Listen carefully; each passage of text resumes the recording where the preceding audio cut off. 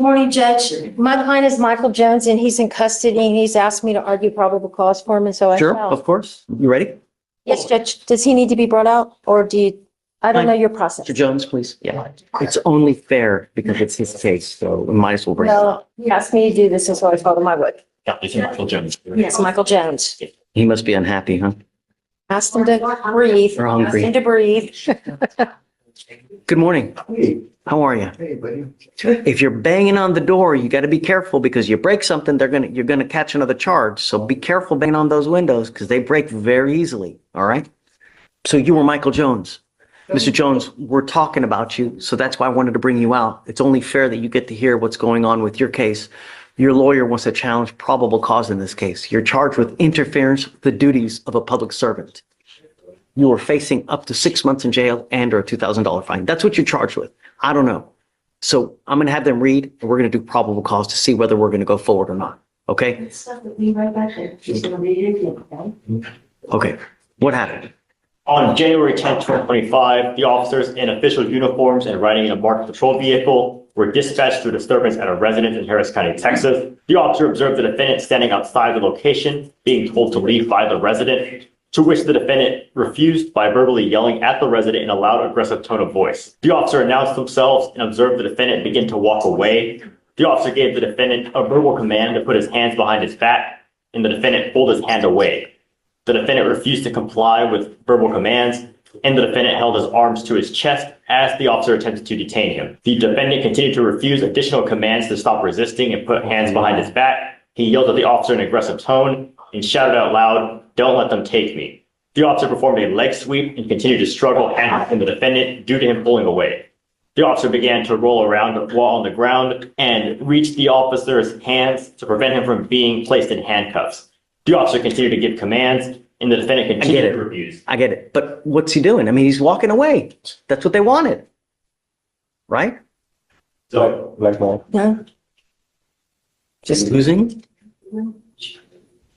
Your Honor, in this case, to read the full dim, it was the disturbance call, and they said they observed him standing outside the above location, being told to leave, and they observed him verbally refuse, and then... Right, but then cops get up there. And then they observed him begin to walk away, and it says they approached Jones and observed he was intoxicated in a public place based on his slurred speech, pupil size, and... Didn't say that.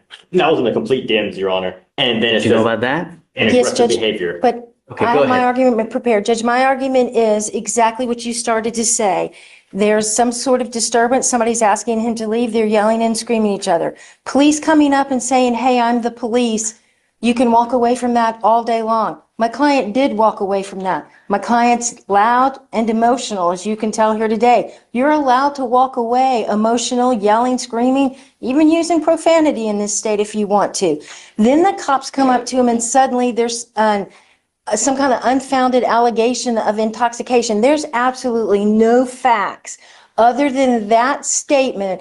"I smell marijuana. You look intoxicated," because it looks like he walked away and the cops didn't want him to walk away. And so now they need a reason to arrest him. My argument is based on if he's charged with interference with a public servant, that doesn't come until later. He has to be lawfully arrested and lawfully detained or lawfully with the police before that even occurs. Walking away when a resident tells you to leave and all you've got in your sworn statement is, "We identified ourselves as police," so what? Everything that happens after that is fruit of the poisonous tree. So they go up and they see that he possibly could be intoxicated. So does it go into a potential public intox investigation? If it does, they need to announce that. You can't just walk up to me and say, "I'm the police, stop." We don't live in that kind of society. "I'm the police, I need to investigate you, so therefore stop," all day long. "I'm the police, we're investigating, I need you to step aside, sir, so I can investigate this matter," all day long. But hey, I'm the popo. The reasonable suspicion we have is they begin to investigate what? So A criminal trespass. they're called, yes, a disturbance, and they saw him yelling, being aggressive, and then as he walked away, that's when they saw So signs. the trespass investigation ceases because he's leaving. Yes or no? It's not specified to be a trespass, Your Honor. It's specified just to be a disturbance. That's what it is. Okay, but it's a trespass that they're investigating a trespass, right? I mean, for all intents and purposes, isn't that what it is? The investigation begins as a trespass investigation because he's there. Homeowners asked him to leave. He's refused to leave. So cops come and he begins to leave. So at that point, all should have ceased. But the cops go up to try to. Yes. Well, in this case, Your Honor, it would be that, yes, he attempted to leave, but once the officers arrived, so they would still need to investigate to determine if the trespass even occurred to determine, He's leaving. He's walking. He's leaving, right? It's like, here, let me come and mess with you more, That would only, right? So it's like adding fuel to a fire. but they would still have grounds to investigate, and furthermore, with the further signs of possible public intoxication, it would give them further grounds to investigate. That's because they're going up to him to mess with him.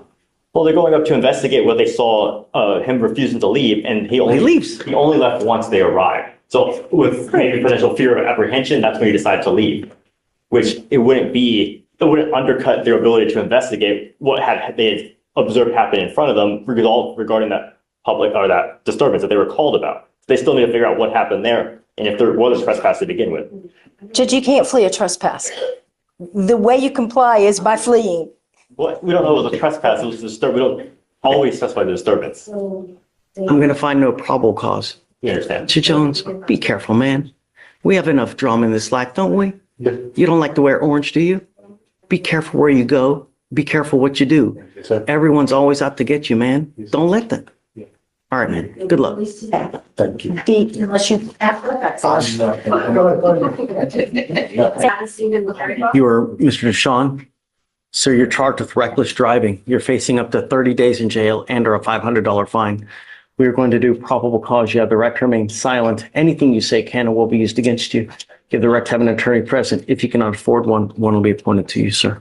Your Honor, on March 27, 2025, in Harris County, Texas, a law enforcement officer observed a vehicle make an improper turn, nearly causing an accident with the vehicle turning next to him by turning into the wrong lane. The defendant then traveled 88 miles per hour in a 50-mile-an-hour zone and made an unsafe lane change while speeding. That's it? Yes, Your Honor. The information, the charging instrument alleges that Oh. the reckless driving is based on a willful and wanton disregard for the safety of persons by driving more than 35 miles over the posted speed limit. Do this. I'm going to take more time with yours. Just take a seat for me in the jury box so we don't forget about you, Mr. Deshawn. I'm not ready to make a ruling on this yet. Grab your stuff. Just hang tight with me. Can you point him something real quick? Yes. Reckless driving, Judge Weed. Do you want him up? No. I had a bit of an issue with this. So that's why I wanted to appoint him someone to see. Can you read me the DIMS again, Alex? please? Yes, Your Honor. So on March 27, 2025 in Harris County, Texas, officer observed the vehicle made an improper turn, nearly causing an accident with the vehicle turning next to him by turning into the wrong lane. Defendant then traveled at 88 miles per hour in a 50-mile-per-hour zone and made an unsafe lane change while speeding. Also, I watched the video for this one, so I can answer questions on what actually was observed or what I observed on video. So Even let's break it. Complaint, it basically alleges unsafe lane change. It doesn't really. Is that the basis for the reckless driving, the unsafe lane change? So the way the charging instrument reads is essentially word for word is a reckless driving vehicle in willful and wanton disregard for safety of persons and property by driving more than 35 miles per hour over the posted speed limit, making unsafe lane changes, causing other drivers to have to take evasive action and avoid collision with the defendant's vehicle. Is that what you saw? As I did not observe any vehicles having to take evasive action. What I observed specifically was the defendant coming out of the parking lot on Theater Road. He does cut across 3 lanes to go to the far lane, but I didn't see any vehicles having to take evasive action, slam the brakes on. In terms of speeding, I'm not sure if he was speeding or not, but it did look consistent with the flow of traffic with the exception of passing other vehicles. I'm going to admonish you. I think that's fair, Your Honor. Come up. Who is it again? Brandon? Mr. Deshawn, do you watch the news? Yes, sir. Do you really? Yes, sir. Do you really watch the news? Every single day in our county, someone dies because of a boneheaded move that's made in a car. Every single day, not just one, multiple lives are taken on our streets just because people drive in such a manner that they end up killing someone. Yours is not the worst, and I'm going to find no probable cause. But be safe. we're not asking for much. Don't drive unless you have a license. Don't drive unless you have car insurance. I tell you, I get so many emails every week because people, how can you help me? Because I have someone that's suing me for $50,000 because I got into an accident and crashed and I broke their car. They literally ask me to represent them and help them because they don't know where to go to, where to turn because someone filed a lawsuit against them. If someone does that and you get a judgment against you, you're hosed. Get car insurance. And when you drive, do it in a manner that you're not going to injure or kill someone. We're not asking for much. All right. We had a conversation about that already, Judge. Be safe. It's not much. If you got to get somewhere in a hurry, leave earlier. All right. All right. I'm going to find no problem causing your case. All right. Take care. Be safe. If I see you back, it's not going to go. All right. Please. Thank you, Roger. Thank you. Judge, I'd like to challenge PC on this new charge. Okay. Have you heard it yet? I mean, I've read it. Okay. That's why I wanted to know whether you've read it or not. Okay. All right, Mr. McCollum, good morning, sir. Number one, don't email me. That's not a good thing, man. Really, because I'm supposed to be neutral, detached. So I don't know what happens if it goes to trial. So just, it's okay. But just from now on, all right. So you now stand charged. You picked up a terroristic threat of a family or a household member. You're facing up to a year in jail and or a $4,000 fine. We're going to do probable cause. You have the right to remain silent. Anything you say can or will be used against you. You have the right to have an attorney present. If you cannot afford one will be appointed to you. I don't know what happened in this case. I'm just now seeing it for the first time. All I know is that you're on bond for this case, for another case, and now you picked up a new one. So let's go forward and officers were dispatched to a residence in Harris County, Texas. Complaining witness showed officers text messages ranging from May 2024 to November 2024, where the defendant sent her photos of guns and threatened to shoot the complaining witness and their child. Defendant also stated he would shoot up her house and hoped that he would hit her and the child. When is the statement that he was going to shoot up the house? Was that from May and that he's just investigating this? Because that's not a terroristic threat. But if it was an active thing where he was... Well, it looks like the offense. So per the offense report, the actual offense took place on November 8th. Okay. But I believe that she showed them old text messages. Okay, so when was that statement that I'm going to shoot up the house and yada, yada? Sure, take your time. And Judge, while they're looking, it's not alleged when the statement was. Not only that, it's not reported until 3 days later. In the reviewing the text messages that have been submitted, there's not a single text message that has that specific threat in it. Well, I don't know. I mean, it's the state's burden to show, I don't know, but terroristic threat has to be an immediate fear of harm. So I don't see an actual date in the offense report. I personally have not reviewed the text messages in this case, Judge. I don't see a date of the actual threat. That's not a good thing. I mean, who knows when that statement was made? Could have been made 2 years ago. Could have been made yesterday. Yeah, I agree with you, man. I mean, if you don't have anything else, then that's it. Okay, I'm going to find no probable cause. Mr. McCollum, we're not asking much, man. We want our streets to be safe. I'm going to do everything in my power to protect the streets, right? If I find that you're a problem, if they call back and it continues to happen, it's not going to go well. Life is way too short to live in a 6x9 box.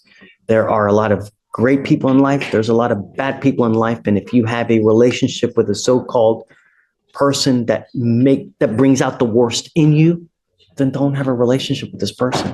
There's a gajillion and one fish in the sea. It's not worth it to have someone rap you so bad that you make and say things that make you go to jail. It's not worth it. Do you understand? Now, don't have contact with this person because it's just not going to end well. All right.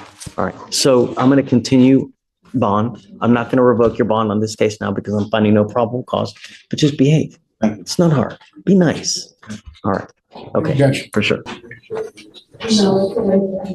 I'm not happy with you. You have a monitor on your ankle. It's been dead. Is it still dead now? I keep my charger with me. I keep it with me wherever I go. But my ankle monitor is messed up. They said malfunctioning. So sometimes Felicia, tell me what's going on with Mr. McCollum now? I believe on the second, we lost service until the 5th. And then it came back on, and then on the 8th, his last court date, it went off again for about 6 hours. I reached out to get the specific times, but I haven't heard back yet on that. But it was off for a confirmed 6 hours, and we have received signals since then back. yeah, And we send messages out to tell them to report 49 to have the device inspected as well. And if they have any issues with that, they're instructed very thoroughly to let us know. I keep my charger really well, but I think it's something wrong with my thing because the thing got off and it gets wet when I get in the shower. You keep your charger on you, but you don't use the charger because it has gone dead over and over. And I don't care if you come here with a baby to try to save your ass from going into custody. I'm not trying to save him. I'm the only one that could watch them right now. What's going to happen if you go to jail? These are things that you think about when you're in the free world and when you have bond conditions. Because when you break the bond conditions, what happens to you? So I did call them and tell them that I think it's a malfunction with my thing. They said they could see my signal and they give me. You repeatedly have the device that goes out. I'm going to do this. I'm going to do that. I'm going to call this people. But you are, though. The device has gone dead. 3 days over there, now 6 hours over here. What am I supposed to do? I was unaware of it being dead. I put it on the She's charger. telling me they reached out to you. No, they do. Every time they call me, I put it on the charger. They call me. They do call me and I put it on the charger. Why do they have to call you to even tell you to put it on the charger, Mr. McCollum? Sometimes I'm at school. A lot of times a day I can't charge it at school. My charger is not close to my barber station. So why can't you charge it at night when you're at home with the baby? I do. Sometimes it acts as if it's charging, but it's not charging. So it's not that I'm not trying not to charge. I do try to charge it every day.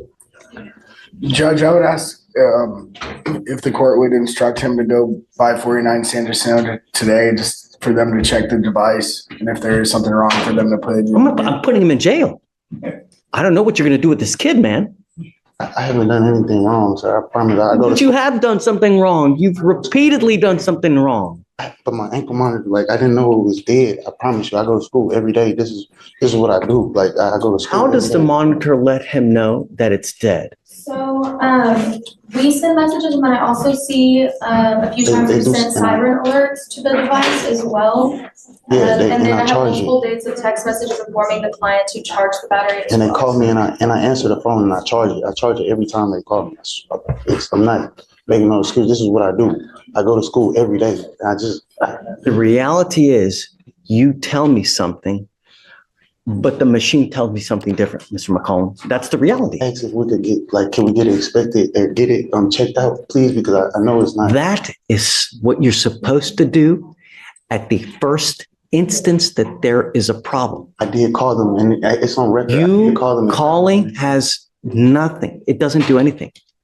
You have to actually go down to the place and have it serviced if it's malfunctioning. But you don't. No malfunctions with it, sir. I promise. I called them. They told me there was no malfunctions because it was going off at first when I was at school one time.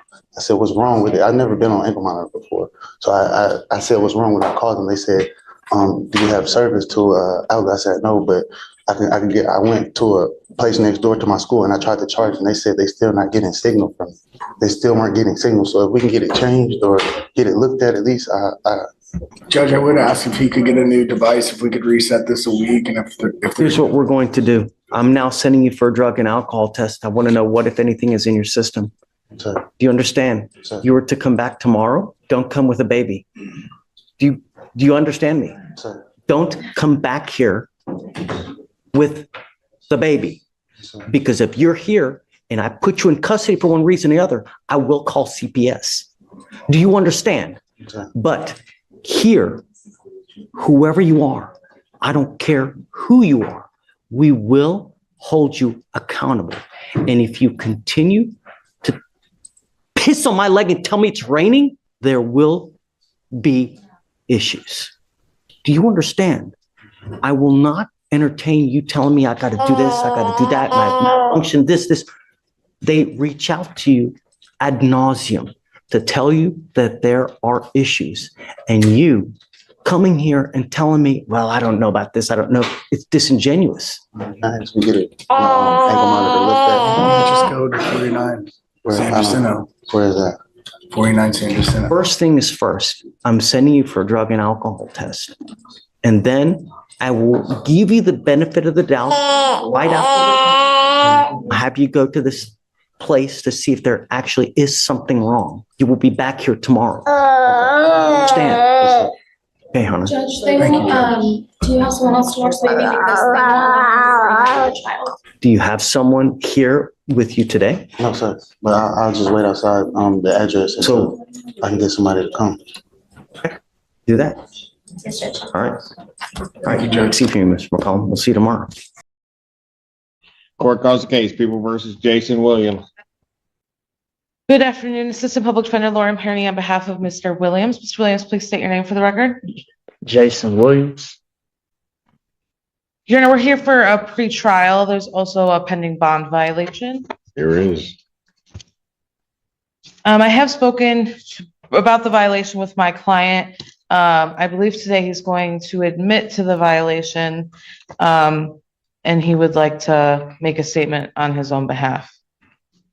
Yes, so that being said is I admit to the violation, and I know I wasn't supposed to have alcohol in my system. No excuse, but the last few weeks, sir, I had so much going on in my life, money issues, the car issues, whatnot, family issues, and no, there's no excuse because you said what you said, and I wasn't trying to get in trouble or anything, and I've still been going to my program, and that's still been helping me. So going to my program weekly by weekly and dropping with them and whatnot, and just still trying to grow as an individual and whatnot. So that's all I have to really say right now, sir. If I may, Your Honor, add to that. So Mr. Williams is attending substance abuse treatment in Detroit. I believe it's called Community Care First. Yes. He goes there weekly for group therapy and is also attending AA meetings. Do I have any documentation regarding any of that? I believe I have provided to Ms. Londi. I'm happy to give it to the court. He gave me his schedule and But how do I know that he's actually going to that? Is that what? I have his enrollment paperwork. I'm happy to get an updated progress report from that program and get that to the court. And we sign in every week. So We sign in every week. And I think you said that's part also. Talk down. How long has he been doing that? I've been doing this going on 3 months. It's January 20th, February, March.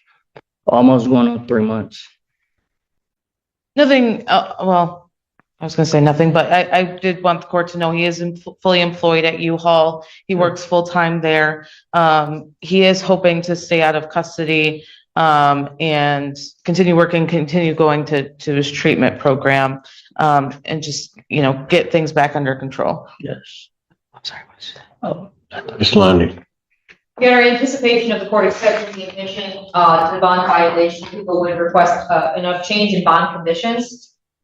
First and foremost, there was a prior bond violation in March that the court accepted the admission to allow the defendant to continue testing with where he's testing now. Unfortunately, this is an OWI case, and it does have a prior from 2012, and now this is the second time that we've got an alcohol violation. So I am requesting that he be placed on a scram tether. I do believe that community safety and the public safety risk of having this person not be on 24-hour testing supervision is too great to ignore at this time. So I am requesting the court order that and have him placed on the scram tether. My problem is that and this is why I don't like to do it this way. I gave you a chance, Mr. Allen. I gave you a chance with the last violation. What? What? just for me to speak. I wasn't informed that, about so I didn't know anything about the last violation. Like, this would have all been like,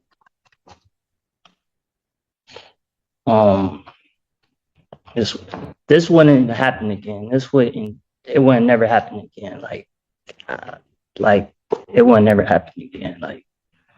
Like I say, I'm still just I'm working on it, sir. I definitely apologize. I'm just hoping like you could please work with me just one more chance, and you won't hear about it. Here's the thing. I don't mind giving people chances, but I gave you an opportunity to test in Novi with results to community correction. I did that back, I think it looks like on March 5th. And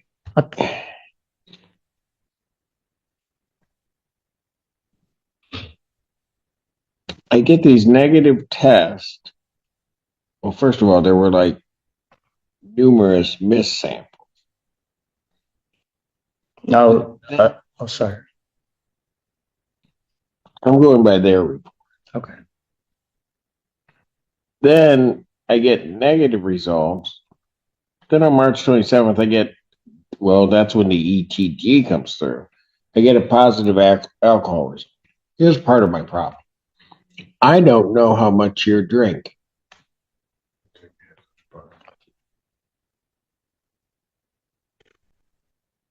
And so that comes through, you know you've been drinking. And then on the 2nd, we get a negative result from your ETG. Right. Then by the 9th, you're drinking again. And the 2nd. And that's like, what? I'm just up here thinking, sir. Like, 2nd, like 9th should have came back negative also. It came back negative? Yeah, negative. On the 2nd? On the 2nd, it's negative. Because right, it's only going to pick it up for whatever period in time. But then by the 9th, you're drinking again. Or sometime shortly before that or before that, you're drinking again. And I don't have any reason to doubt anything, but I don't know what treatment you're in. I don't have that in front of me, first of all, right now. I understand why I may not. But also, I don't even understand nor can I trust what you're indicating is your participation with it.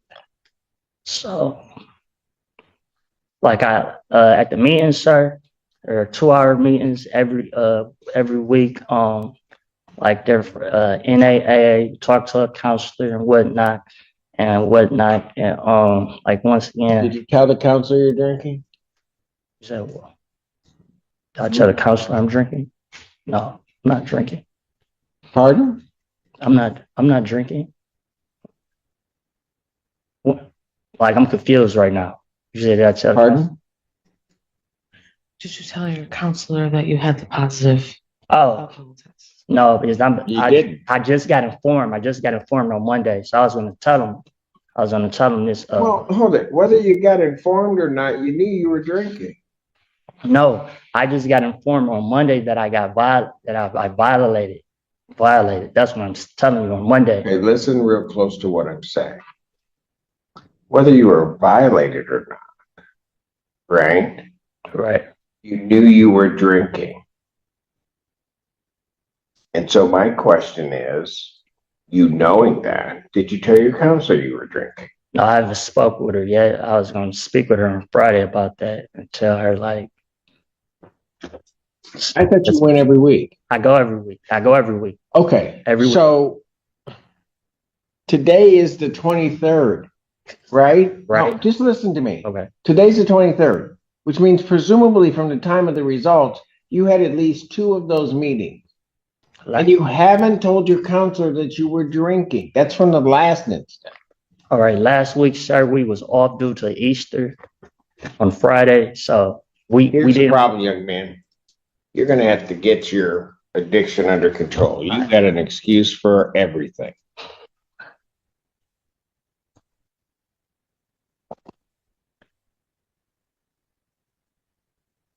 If you didn't get caught, you would say nothing, either to your treatment, certainly not to the court, it seems to me. And then you would go about continuing to drink.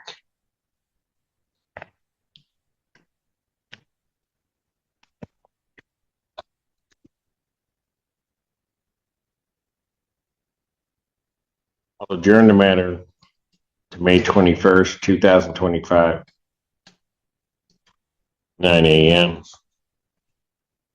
At this point, given his violation, his admission to the violation, defendant's bond is hereby ordered revoked. I will reconsider giving him a bond and maybe releasing him with certain conditions once I see the information or progress report. I was going to ask, Your Honor, do you think that we could get him assessed by the jail and see if there's any treatment programs that this county can offer him, maybe a higher level of treatment than he's already engaged in? Well, I don't know what he's engaged in. I mean, I can't, because what he's telling me doesn't make a whole lot of sense. Well, I'll get that to the court and whatever other information I can obtain. All right. Thank you. Court does. What started as a simple bond violation hearing quickly turned into a full reality check. The judge gave Jason Williams multiple chances, but repeated alcohol violations, conflicting explanations, and a lack of verified treatment progress destroyed his credibility in the courtroom. This wasn't just about drinking, it was about trust, accountability, and whether the court could believe he was truly taking recovery seriously. When a defendant keeps making excuses instead of owning the pattern, judges often see that as a bigger problem than the violation itself. In the end, the bond was revoked, but the door wasn't fully closed. The judge made it clear that real documentation, real progress, and real honesty could still change the outcome later. That's a powerful reminder that courts may punish bad decisions, but they also reward genuine effort.